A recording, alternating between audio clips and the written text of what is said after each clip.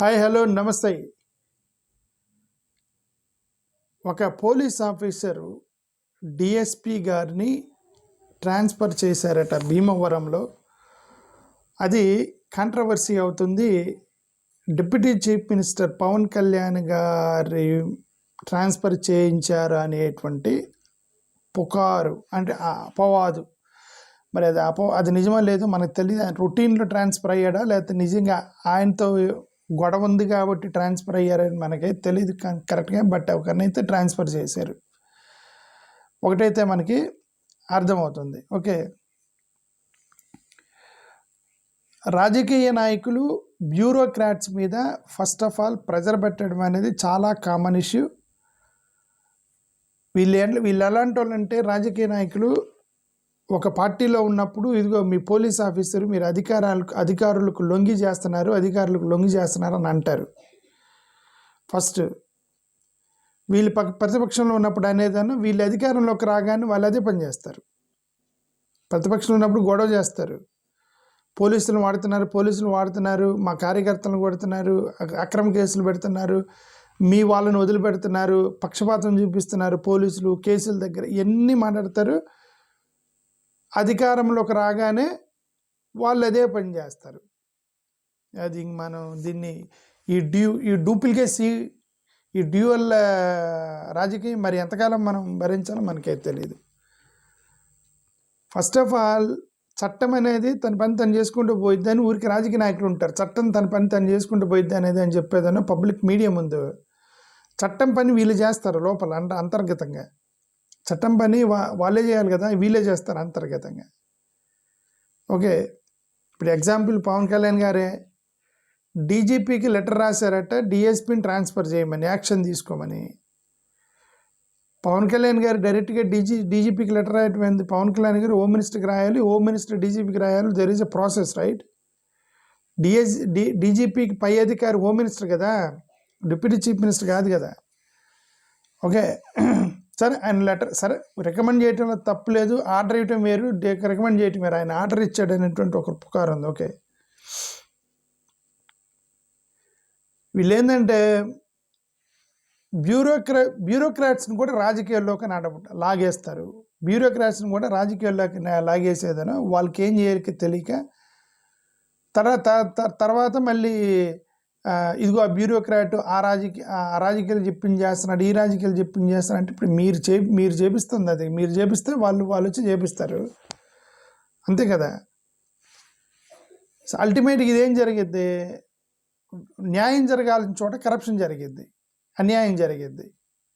Politicians interfere అయినప్పుడు, ఒక జడ్జిని influence చేసినప్పుడు రాంగ్ జడ్జిమెంట్ వచ్చింది, పోలీసుని ఇన్ఫ్లుయెన్స్ చేసినప్పుడు రాంగ్ ఎఫ్ఐఆర్లు పడతాయి, రాంగ్ వ్యక్తిని అరెస్ట్ చేస్తారు, రాంగ్ వ్యక్తిని జైలుకి పంపిస్తారు, క్రిమినల్స్ని వదిలేస్తారు. క్రిమినల్స్ చట్టంల కిందకి రారు, క్రిమినల్స్ హ్యాపీగా తిరుగుతుంటారు, అన్యాయస్తులు బయట తిరుగుతూ ఉంటారు. ఇదంతా కూడా మీరు వ్యవస్థ మీద పెట్టేటువంటి ప్రెజర్ వల్ల జరిగేటువంటి అన్యాయం. వీళ్ళు చెప్పింది చేయలేదనుకోండి, వాళ్ళు పోస్ట్ రిటైర్మెంట్ బెనిఫిట్స్ రావు, కావాలని హెరాస్ చేస్తారు వాళ్ళని. వీళ్ళు చెప్పిన మాట వినకపోతే, రాజకీయ నాయకులు చెప్పిన మాట వినలేదని బ్యూరోక్రాట్స్ హెరాస్ చేస్తారు వాళ్ళని. ఓకే, ఇల్లీగల్ కేసులు పెట్టండి, ఇల్లీగల్గా ఇచ్చేయండి అని చెప్పి టార్చర్ పెడతారు వాళ్ళని. వాళ్ళు చేయమన్నారనుకోండి, వాళ్ళకి ప్రమోషన్స్ ఉండవు, పోస్టింగ్స్ ఉండవు, ఎక్కడో తీసుకెళ్ళి ఎక్కడెక్కడో ట్రాన్స్ఫర్లు చేస్తూ ఉంటారు. వీళ్ళంతా రాజకీయ నాయకులు చేసి చివరికి అపోజిషన్లో ఉన్నప్పుడు ఒకటి మాట్లాడతారు, అధికారంలో ఉన్నప్పుడు ఒకటి మాట్లాడతారు. ఇదే బెదిరింపులు చేస్తారు, ఇంటిమిడేషన్ చేస్తారు. ఓకే, ఇవన్నీ చేస్తూ ఉంటారు. సరే, ఇంతకీ ఇదంతా ఎందుకు మాట్లాడానంటే, ఇప్పుడు ఆయన్ని గతంలో ఒక కాంట్రవర్సీ ఉంది పవన్ కళ్యాణ్ గారు ఒక పోలీస్ ఆఫీసర్ మీద. డిఎస్పి జయసూర్య గారిని మీరు యాక్షన్ తీసుకోండి అని చెప్పి డీజీపీకి లెటర్ రాసినట్టున్నాడు నా పవన్ కళ్యాణ్ గారు. గతంలో ఎవరికి లెటర్ రాశారు? డీజీపీకైనా? ఒకసారి చూస్తా ఉన్నాను. కాంట్రవర్సీ డీజీపీకి లెటర్ రాశారు. కరెక్ట్, లెటర్ రాయటం కాదు, instructed. Pawan Kalyan directly instructed the DGP to investigate DSP Surya for alleged misuse of power including involvement in local disputes, favouritism. నేను వైఎస్ఆర్సీపీకి ఫేవరెటిజం చేస్తున్నాడని చెప్పి ఇదంతా చేశారనమాట.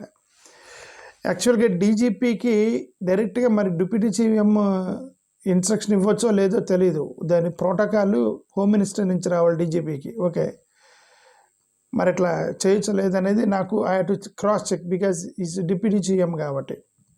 సీఎం లేనప్పుడు డిప్యూటీ సీఎం చేయొచ్చు, బట్ సీఎం ఉన్నాడు, హోమ్ మినిస్టర్ ఉన్నప్పుడు మరి డీసీఎం చేయొచ్చా లేదా అనేది ఒక protocol I have to check because I'm not sure.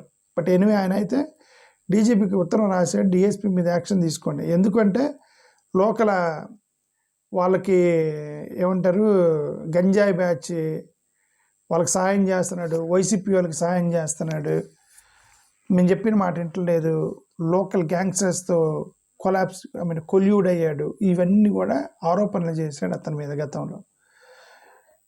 ఇప్పుడు అతన్ని ట్రాన్స్ఫర్ చేశారట. అతనికి ఎవరి మీద అయితే ఆరోపణలు చేశారో అతనికి ఫైనల్గా అతను ట్రాన్స్ఫర్కి గురయ్యాడు. ఇప్పుడు ట్రాన్స్ఫర్కి గురైతే ఏంటి అది పొలిటికల్ ట్రాన్స్ఫరా లేకపోతే రెగ్యులర్ ట్రాన్స్ఫరా అనేది we're not sure. But social మీడియాలో తిరుగుతుంది పొలిటికల్ ట్రాన్స్ఫర్ అని. ఓకే, సో ఇదంతా జరిగింది.